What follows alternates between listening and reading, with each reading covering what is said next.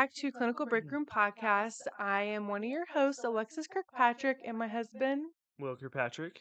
We're going to talk about 3 significant nursing Issues. topics.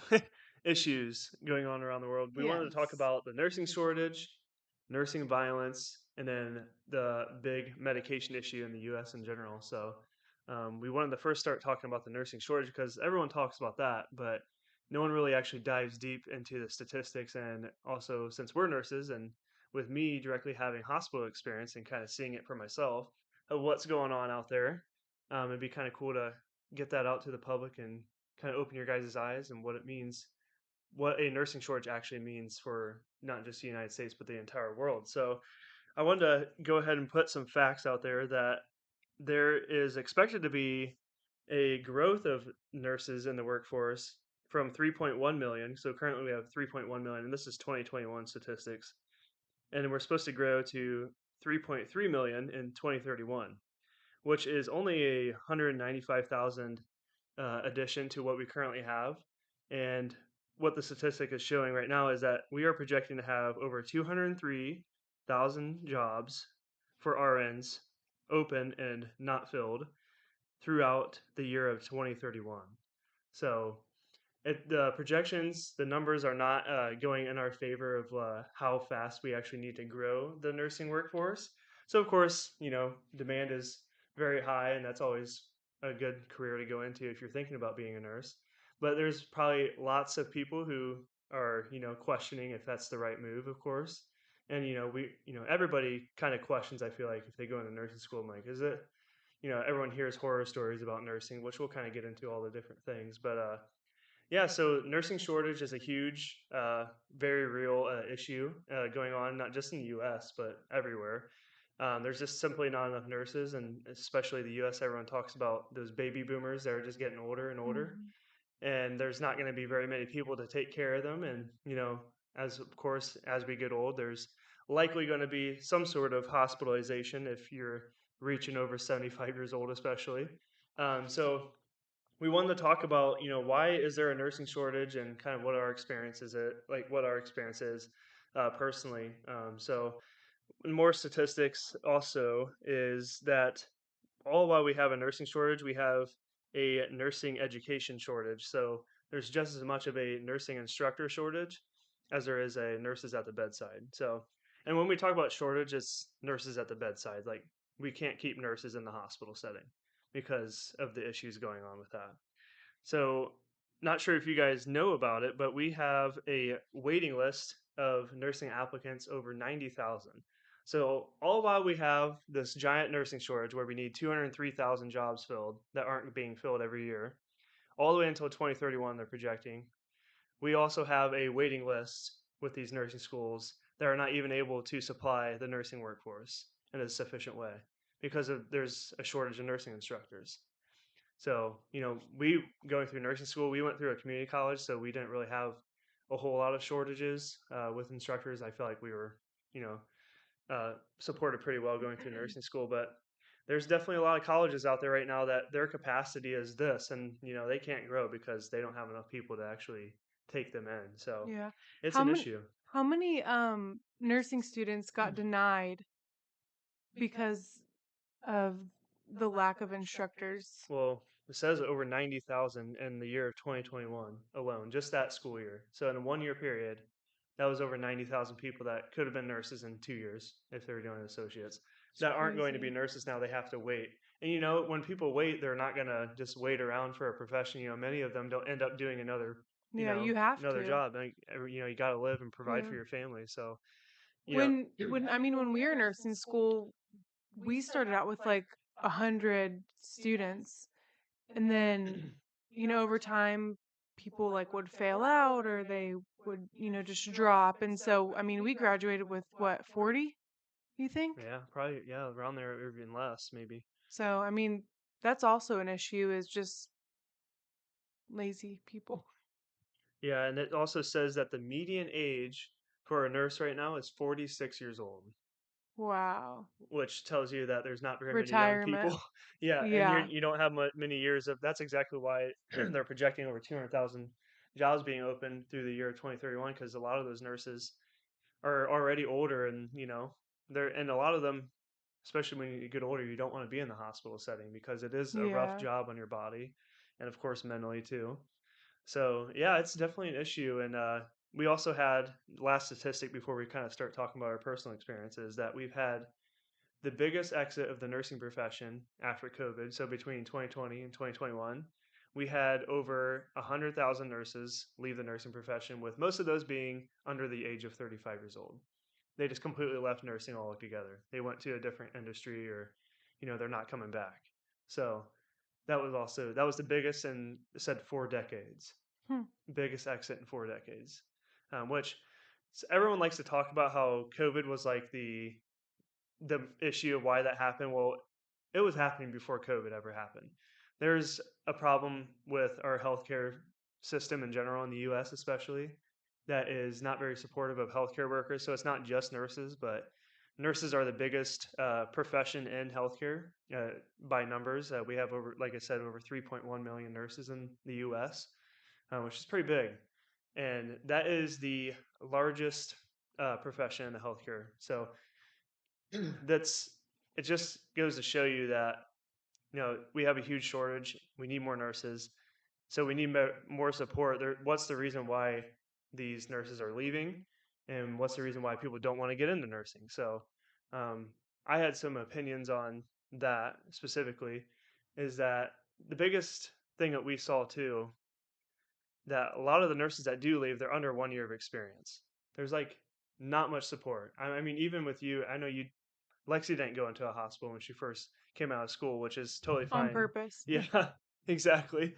But I went into the hospital for my first job, and the transition to practice. So like when you get out of school, the school didn't really prepare us for like the real world. At least for me. Now it might be different for you, but at least for me, I didn't really feel completely prepared. Like there's those little things that you just don't know until you're on the job. But the thing with nursing is you really don't get much time to actually learn what you need to know Well, you before you're on your can't own. because you when you're in the hospital and you're a nursing student, you can't do a lot of things just because Yeah. it's a liability. Yeah, they don't want you to, obviously, I mean, rightfully so. They don't want Yeah. patients to, be harmed. And this is exactly what the problem is with nursing shortage. We have nobody to teach these new nurses. There's nobody really precepting them the right way. I mean, people that are precepting you have less than 1 year of experience themselves. I Yeah. mean, there's charge nurses that have one less of experience in a lot of hospitals, which I'm not saying there's some people that have like, if you're good at your job, you're good at your job. I'm not saying, not, downgrading that if you have less than 1 year of experience that you shouldn't be a charge nurse. I'm not saying that at all.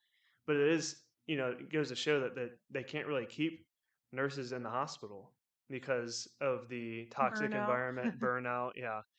And I'm not sure if you guys know, if you've ever been in a hospital, but it's a pretty high stress job no matter kind of where you go and what unit you're working in. Nurses, a lot of people think nurses just spend their day, doing assistance in like daily living care. They wipe butts all day and all that, but or they say, oh, they just pass meds, they just do that, and the doctor does everything else. And no, but nurses are customer service, they're janitors, they're cafeteria workers, they're everything you can possibly think of. When if there's something, if a resource fails in the hospital, it's the nurse's job to pick it up. Like that's just facts. Like the nurse has to do pretty much everything. They have to be an electrician. They have You're a to mental figure out, health counselor. yeah. If the You're TV the goes, chaplain. yeah, if the TV goes out, you have to figure out your channel for your patient. You have to go get, have to redo their laundry. It's just like there's just like so many things that fall onto the nurse every single day. Um, and my personal experience is like I got precepted, which I feel like I got lucky compared to You had a good yeah, I did. And, preceptor. that's probably why I stayed in the hospital longer than most do. At least with our age, anyways, um, is I had a good group around me.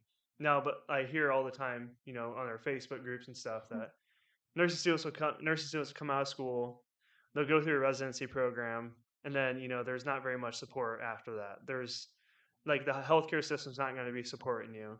you get put into a crappy contract by that hospital.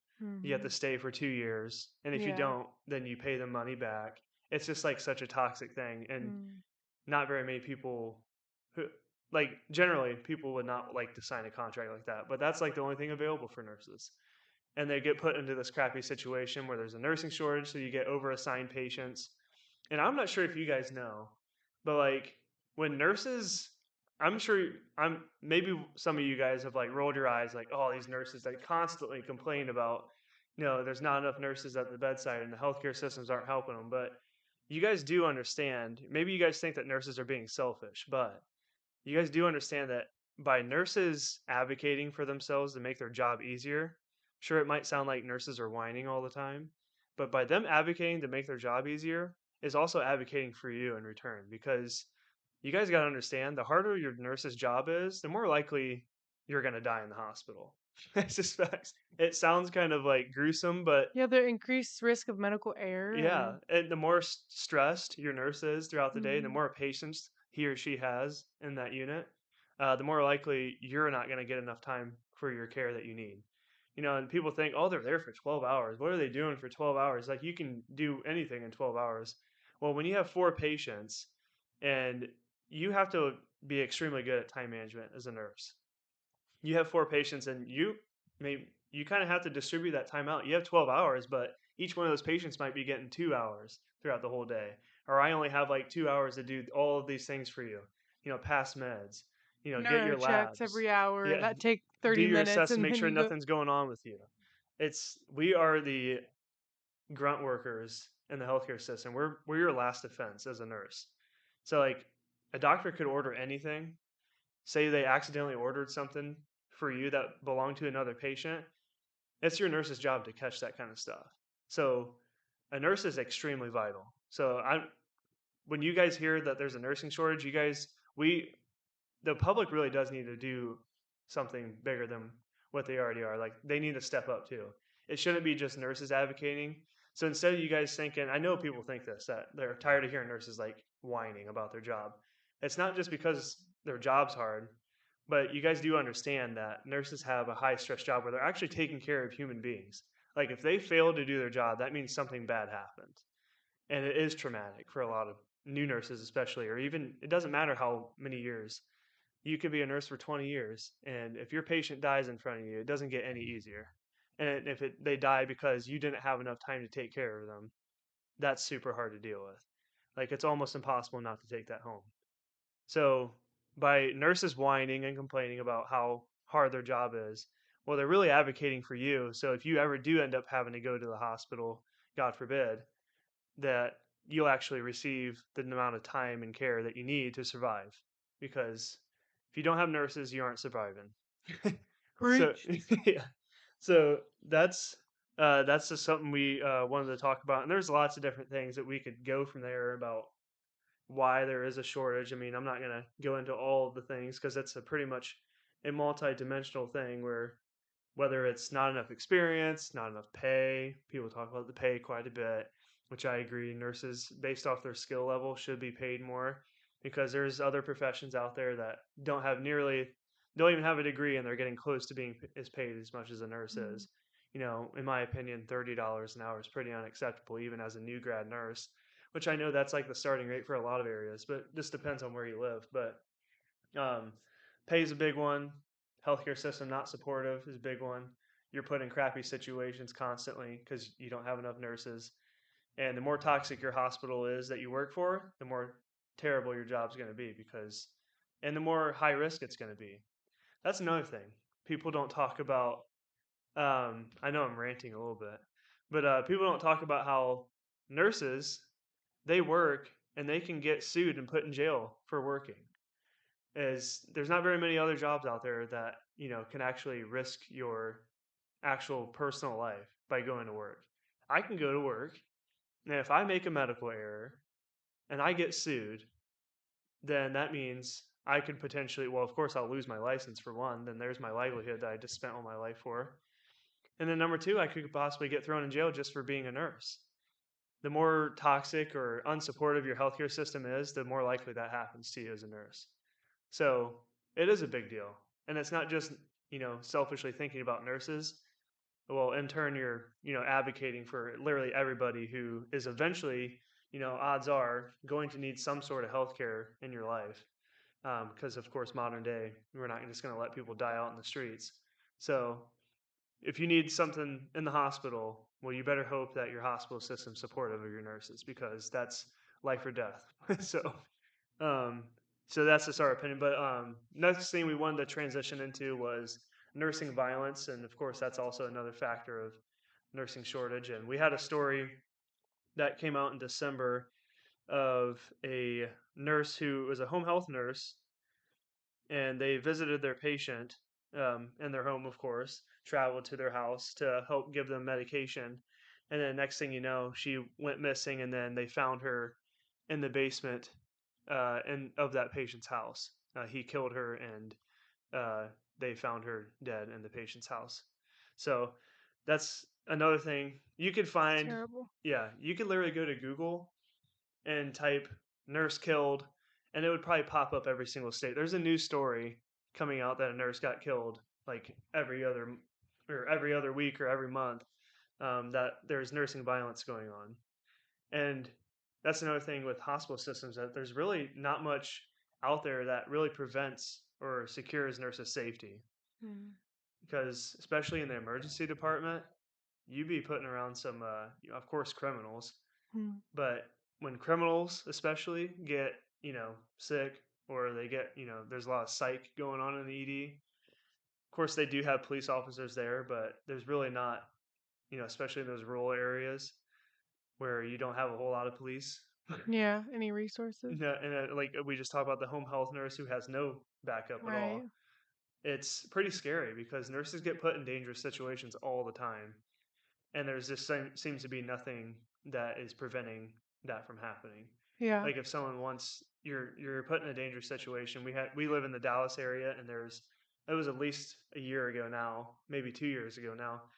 There's a hospital in the Dallas area that a person came in with a gun, just walked right through and started shooting people. Hmm. It's just it's just crazy. So that's I know a lot of people, especially nursing students, we hear about them concerned about nursing violence, especially if we work in the ED. But that it's just sad, you know, that there's lots that we probably could do, and that's kind of goes off of like school shootings and everything too. Is that there's a lot of ways that we can actually improve security in those kind of high risk environments, and Because they have money. yeah, and they Yeah. decide not to. I know that there's some like emergency departments in downtown areas that have like metal detectors, and Yeah, they check your bags, make sure that you don't have any, weapons on you and things like that. But I mean, obviously not every place has those resources. yeah. And Just yeah, having those so resources could save a life, pretty much. So, hmm but yeah, I mean, I work. when enough people come together, I feel like things get closer to something.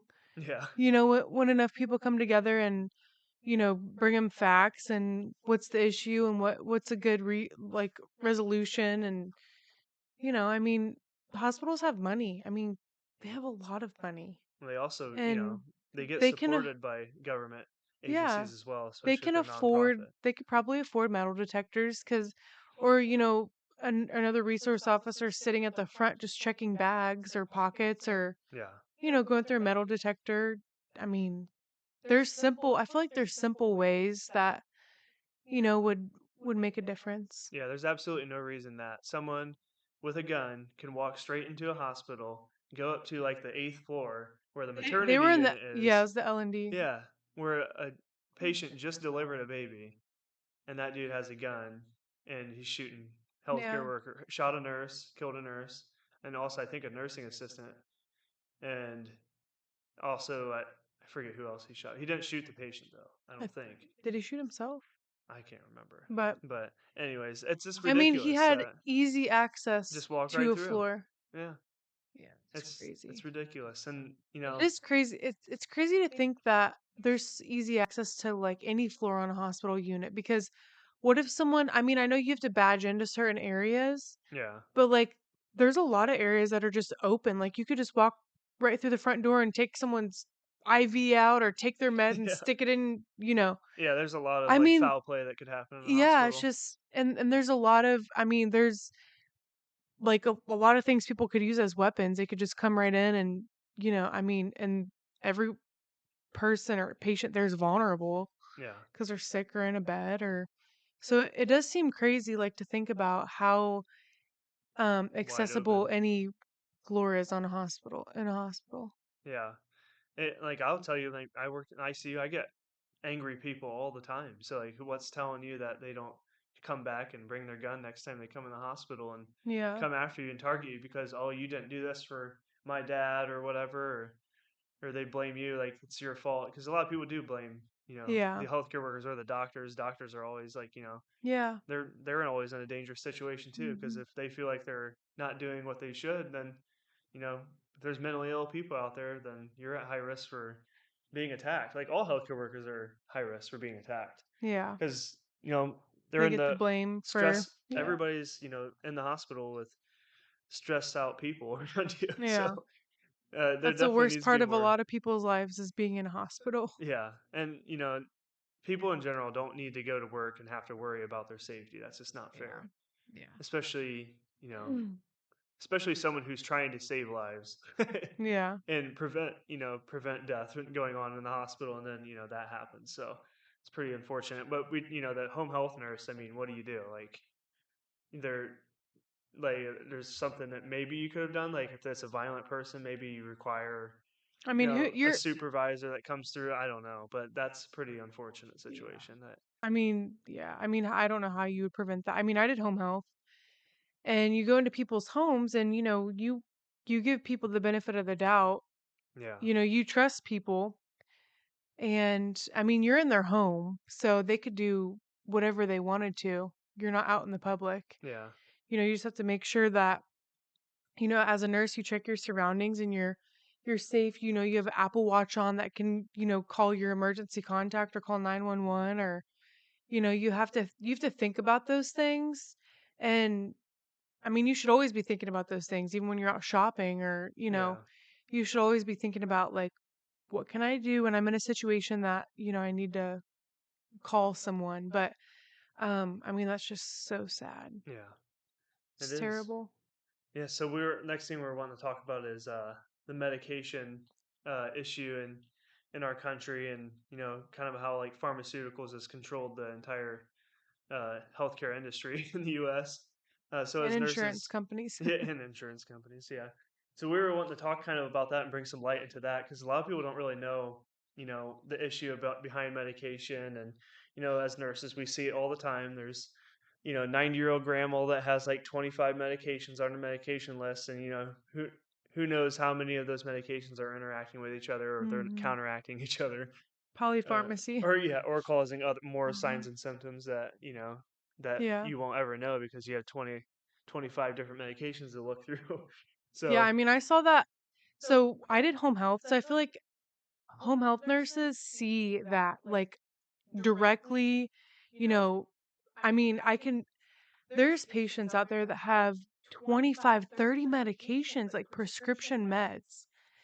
Like, yeah, oh my goodness, if you really think about just what one med can do, I mean, it's it's scary. It's actually really scary. yeah, And so I saw that a lot as a home health nurse and most of my patients, like a big trend I always saw was with beta blockers.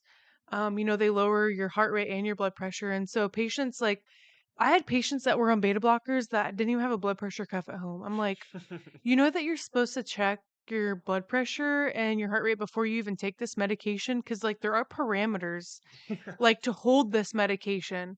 And I can't even tell you how many patients I saw that did not ever was never told that once. yeah. Ever. It's a Ever. huge. No one knows. Yeah, and so I mean, I saw patients that would so I had a lot of patients that had orthostatic hypotension, like they would, get dizzy and I mean, I had old patients that would get dizzy and fall. And so like whenever I would have, a new patient that, had recurring falls, I would always check the orthostat, I would always check their blood pressure sitting and standing to see if there was any drops. And a lot of my patients had significant drops, and like they were not taking their blood pressure medications correctly. Yeah. And then it would result in a fall, and sometimes that would result in a hip fracture or whatever. And it's just like, oh my gosh, if you were, educated on how to take your medication properly, you would not have a broken hip right now. Yeah. Like literally, like that's how, much that cascades into like Yeah. a People don't realize that. hospitalization and It's always a surgery cascade. and there's just so many risks involved. And I mean, even patients simply that say you're taking 50 milligrams of, metoprolol, and then you lose 50 pounds, and then the patient's still taking 50 milligrams Yeah. after they just lost 50 pounds. Yeah. I mean, that medication is not should be changed. Yeah. Or it should be their blood pressure should be assessed to see if, it's still therapeutic for the patient. Because I had patients that would lose weight, and, they would tell me, "Oh my gosh, I'm like super dizzy now." And I'm like, "Have you recently lost weight?" "Oh yeah, I've lost 20 pounds." "Oh, and you're still in the same dose?" "Yeah." "Oh, Yeah. really? Like Yep. for real?" And so anyways, there's polypharmacy. I mean, patients are on so many meds. And you know, it's so crazy to me that um, you know, oh my gosh, I would feel so uncomfortable, just pushing all these like, refilling all these meds for a patient. I'd be scared to order one. That's why I'm in wound care. I'm like, I don't like Yeah. meds are scary, and They the are. amount of polypharmacy in old patients where, they're at way higher risk of, you Adverse know, effects. Yeah. yeah, I mean, it's just crazy, and it's sad. It's actually really sad. Yeah. And the lack of education is really sad because, I mean, all cascades, is there not enough time? Or does the patient not get enough time with their provider? You know, like what's the issue here? What's It's going on? Because it's an actual issue, and it's kind of a quiet issue because, a patient will go into the hospital with low blood pressure, but like, um, you don't really ever talk about. I don't know. It just in my head it seems like a quiet issue yeah, it is. Yeah. because it's like, It's the not waters are kind of discussed. rocky, and it's not like a, like, oh, you have CHF because, this is your, echo result or whatever. Like, when you're taking like 50 meds, how does one say, you know that this was caused specifically from, it's kind of like it's just a quiet thing where it gets missed a Yeah. lot. So, Yeah. It's these. The biggest issue is that we have a terrible primary care system in the U.S. We're very good. We have very advanced technology. We're very good at critical care. We have really good hospitals that can treat patients very well based off the providers are very knowledgeable. They can treat sick people really well. But like there's pretty much no preventative care in the U.S. That we have insurance companies that are pretty much limiting where they're depicting on how long a physician can see a patient and this is how they bill because it's all like financially driven. yeah, and I mean, It's so they financially driven. They're like this insurance company's like, oh, this is a 15-minute visit, you see them for 15 minutes. The How about like individualized care where every patient is going to have an individualized issue and that they don't need to be treated like some sort of you know pond where you just throw different products at them, aka medications, and then they we'll come back in another 2 months and we'll just see how it happened. Like, how about like actually looking at the root cause of what's going on with the patient? But you can't ever do that with 15 minutes. Like, yeah. I'm sure a lot of people Also, that are listening is like they go into the doctor's office and they talk to them for like 2 minutes. Like, what is that going to do? yeah. Oh, you're having this? Okay, here, take this. It's no like Well, actually like, okay, what there's everything in healthcare people don't realize is that something that you're dealing with right now or ended up getting you into the hospital, it's typically not just one single thing. This is something that's been building up. Like events that, compiled into one, and mhm. that one event is going into the hospital. It's not usually just like, oh, or unless it's like some kind of car accident or like something that's a direct cause of like what's going on. But a lot of times, like chronic illness, this is multiple things laying on top of each other Yeah. that And people don't ever talk about because we have no preventative care. yeah, So we have no preventative care. Be- and a big thing is because insurance companies don't cover preventative care. Um, they don't cover a lot of like they don't cover a lot of labs that aren't in your typical like yearly examination. Like there's labs out there that are really important in looking at certain hormonal functions or whatever that aren't covered by insurance, so patients have to pay out of pocket. yeah, Your insurance company only covers this once every 5 years or so physicians have like they have to unfortunately go by what the insurance company says, so the patient's not left with a big bill. And if a doctor wants to order like an MRI of whatever, they have to get insurance approval. And, sometimes like, and whoever's approving this MRI is like, you know, if it's an MRI for like a wound patient, it could be a pediatrician or, someone that doesn't even have any idea what your specialty is and all the ins and outs of your specialty. They could deny, yeah, you know, insurance companies. they could deny your imaging, and it's like, why? And then you have a patient that comes in with diabetes, and you tell your patient, oh, like this is the treatment plan, and it's like doesn't talk about diet, doesn't talk about exercise, doesn't talk about how you don't have to live with type 2 diabetes the rest of your life. Yeah, but but people think they do. It's like, oh, I have this diagnosis. You know, no one ever talks about like you don't have to have this diagnosis. Like that's the beauty about our lives is like, if you're fat, like you don't have to be fat. yeah, If you have diabetes, you don't have to have diabetes. yeah, You know, and we live in a society that's like, oh, it's okay. There's a med for that.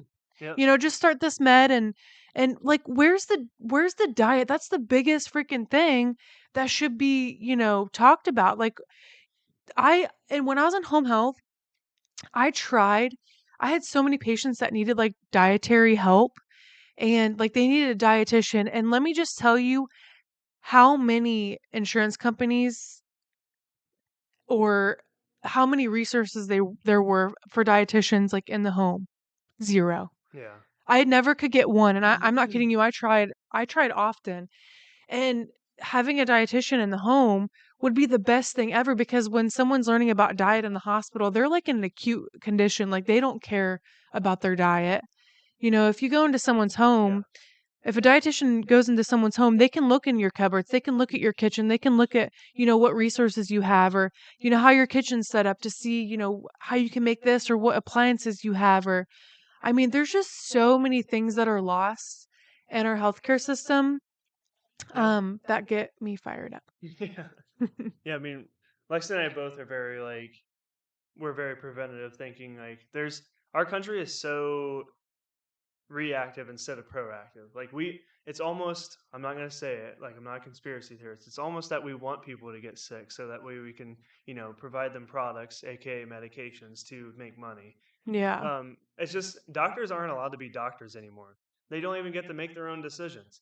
Like preventative care is just like, oh, it's actually insurance making all of your decisions. Who could be just somebody who's has no medical background at all, and based off of their policies, all they Yeah. are is just policy followers. They can follow, step by step policies that these insurance companies make, so that way they can make sure they're not going under with their finances.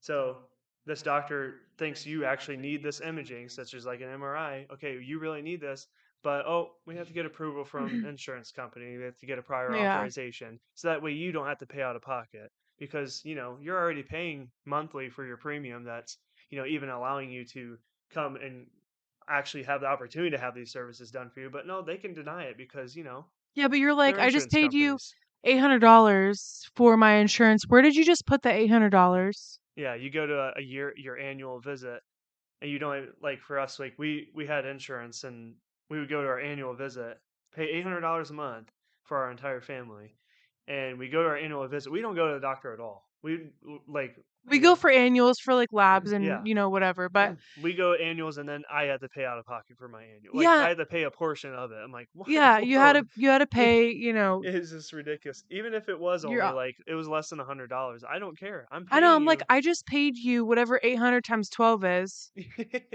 for the year. Yeah, Like, where did all that money go? That would have paid for this visit and then some. So yeah. It's just a we had huge. private insurance, Yeah, and we actually switched to like a Christian care organization where yeah, you pay into a big everyone pays into like a big pot, and it's you pay your self pay everywhere you go, but if you know have a bill that's like $6,000 or higher than the organization pays for, it's called a meta share. yeah.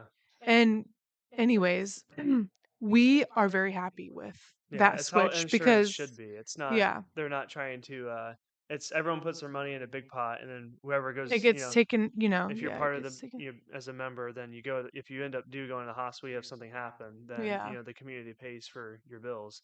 That's how insurance should be. It should be a community driven thing, not a or a corporation that tries to launder money from everybody and then Yeah. decide what you get or not get from your health care. Because here's the thing that people don't know. This is a major thing.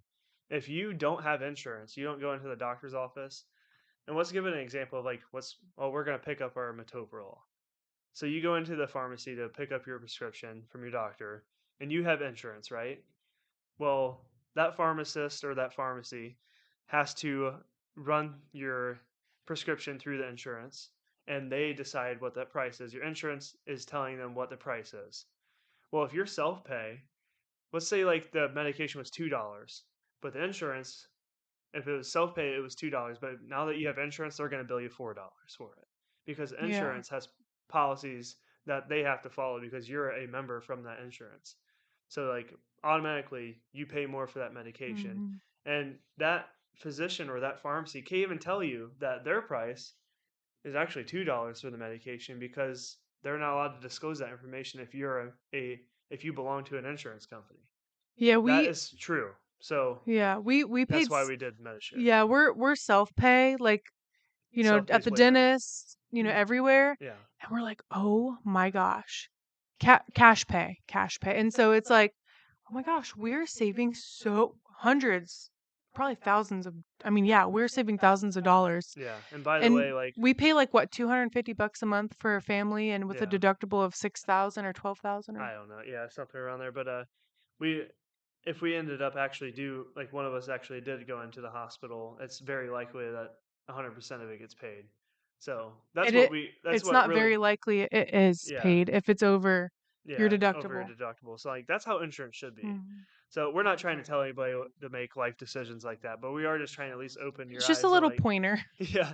what we've But learned. it's just unfortunate like we have this going on in our Yeah. country that we have no proactive care. It's all reactive. They're waiting Mm. until you get illness, and then they're like there's no education behind why you got the illness. No, it's hey, take this medication to mask it so that way we can allow it for more years to grow into your body, you know. Oh yeah, and then this medication causes 25 other symptoms.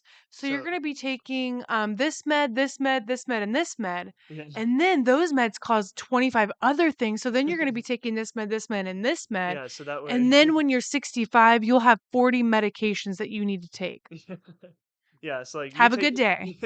take this medication. It's going to cause an issue, and oh, if you have that issue, here's this medication to come help Yeah. that issue. That's exactly how it goes.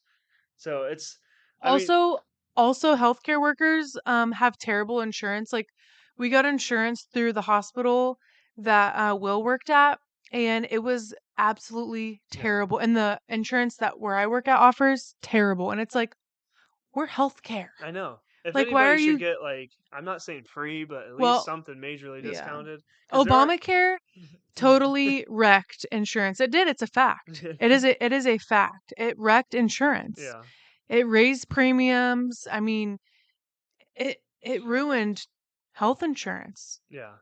It's. I was just gonna say like the if anybody should get good healthcare insurance, it's healthcare workers because there are people who get free healthcare. Like there's programs out there, such as like the federal workers and stuff like that. like at least give like healthcare workers some sort of like discount. Even doctors are like, if anybody, Yeah. doctors should be getting really good healthcare uh, programs for insurance, and they don't. They like, they get paid. They have to pay the same amount as most people. You know, like I don't even know if there is very many programs out there for them. It's just crazy to think that. Yeah. Like they are healthcare.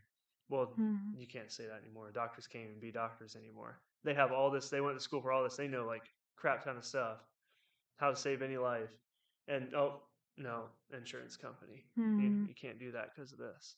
Hmm. Yeah, it's pretty crazy what Money we, driven. yeah, and it's I don't know if it'll ever It's. change, I but was gonna in our say. lifetime, anyways. But yeah, I mean, I there's things think. that you can do I out there think a that, lot of people are opening their eyes up to like more preventative care. Just yeah, for just social sure. media in general. Like the amount of education that social media has brought, like, and just the amount of like, oh my gosh, it's such an eye opener to see, these statistics and these doctors coming on and voicing like what they've seen. And I feel like a lot of people are actually like opening their eyes like, wow, we really do live in a society that does not have any preventative health, Yeah, and medications are just thrown at people. And I feel like there has been a big step in the right direction, you know especially in our age group.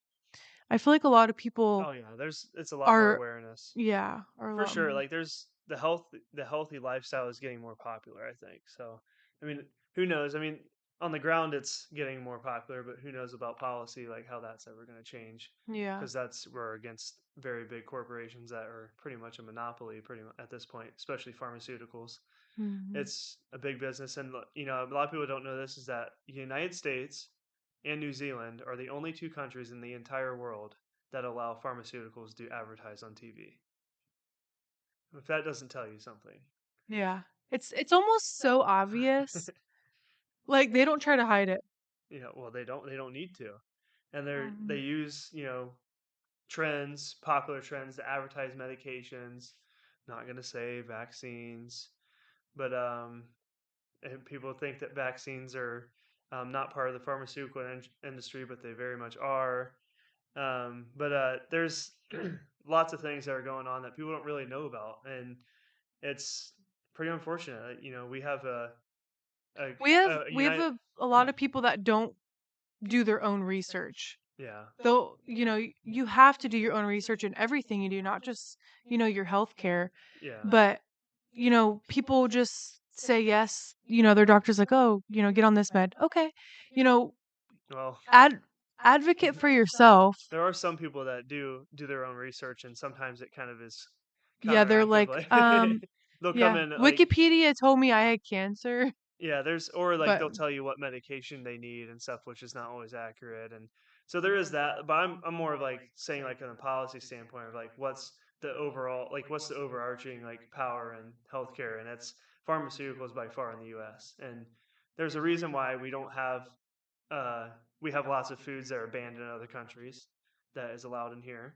There's a hmm. reason why there's not a lot of education in general on nutrition. And by the way, they don't really put a lot of education for medical doctors or nurses on nutrition. Oh, I can show you my book. I thought this was astounding. Um, when I was studying about just medications in my NP book, there was like a page and a half about like natural medicine, Yeah. and there's no research. Yeah, they don't fund the research for that kind of Mhm. stuff because it's not profitable. It's something that's not man-made. They want something that's man-made that can be manufactured and patented by a certain company. That it can only be made by this company. They can't patent, what's a ashwagandha. You can patent a version of it, but you can't patent the actual ingredient. Now, we're not saying medications are not like there are situations obviously that medications need to be Yeah. used, especially in the hospital. Like medications are there. They're useful in many situations, but I think they're pretty much everyone abused. can agree that there is a lot of polypharmacy going on. Yeah, they're definitely abused. It's like just like anything else, it's drug abuse. It's we're abusing the use of a drug for sure. And like Lexi was saying, is that a lot of people don't understand that every time you take a new medication, you're taking a risk. Like you could be allergic to it, or you could have a completely different reaction based off your biology. of each medication you take. Yeah. It's a risk. And when you're So taking 30 meds, how do you safely get off of all those meds if you've been taking them for years? yeah, I had a home health patient that psychotic meds. he he owned a clinic in Plano, and he had so it was a pain management clinic, but he got patients off their pain meds and did, some natural, like he did therapy and just different stimulation things. And he had the coolest stories, like, and he had a pharmacist working there. He had like a biologist working there to like really help people get off their meds safely, because there's so many intricate things that go into, just our body's processes and getting used to meds. And so there's a huge risk of getting off of them if you've been on them for a while. Yeah, And so that's another issue. Like, a lot of doctors will see that you have 30 meds and you have a patient that's saying, I want to get off my meds, and they'll look at you like, you can't. yeah, Like, you can't get off your meds. You've been on them for years and years and years, and what would happen if you got off them? Would you die? Who knows, right? yeah, Because I mean, who knows? So it's a very intricate process, and I feel like it takes like a lot of time, and it takes a lot of time, and a lot of doctors, and they don't have that time. They don't have, the resources to have a pharmacist and all these different people looking at, this patient's med list and making sure everything's, they're getting off of it safely. And yeah, it's a very intricate process, so a lot of people just, don't do it. Like, the doctor's like, "No, you can't get off of all your meds," and then they're, yeah. so By the way, it's not really the doctors. The doctors aren't the bad guy. You yeah. know, they're just not supported in a healthcare system that that's they're not able to do what they want, what they really want to do a lot of the times. There could be great doctors out there, and they're just limited on the Oh, yeah, resources of what yeah, they can actually do because of the insurance companies and the pharmaceutical yeah. companies. They're only allowed to use this company's drug, and Mhm. all the deals that go in with it. And yeah, they have to make a living too, so you can't really blame them on Oh, yeah, there's provide. there's wonderful. I Yeah, mean, I hope I don't sound like I'm hating on no, doctors. not at all. I'm just, I'm I'm trying to point I'm out like, to people that, yeah, there's, us talking about this stuff is just a given. Someone's going to comment and like think that we're bashing on various different things. But all we're saying is that, no, there's a system that runs the US that's not really ran by the people it should be, yeah, people that actually are educated in uh, medical treatments. And, it's run by people who are administrative staff at an insurance company or a pharmaceutical rep is trying to sell based off your health. So, yeah, and you guys, and there's not much to argue with that because, like I said, if you guys didn't hear us earlier, that U.S. and New Zealand are only countries in the entire world that allow pharmaceutical advertising. That should, it's a drug that's man-made and that makes profit off of people's illness. Like, you don't think that's a little bit? So it's it's just crazy to think that we have this. A lot of people back them up too. That people don't really know is you know they're thinking that it's for the greater good. Give these yeah. medications, and it's Like, there's a time and a place, there is a time and place for medications for but sure. I'm not, yeah. Like in the but hospital, you have like that's all I did was give medications in yeah, ICU.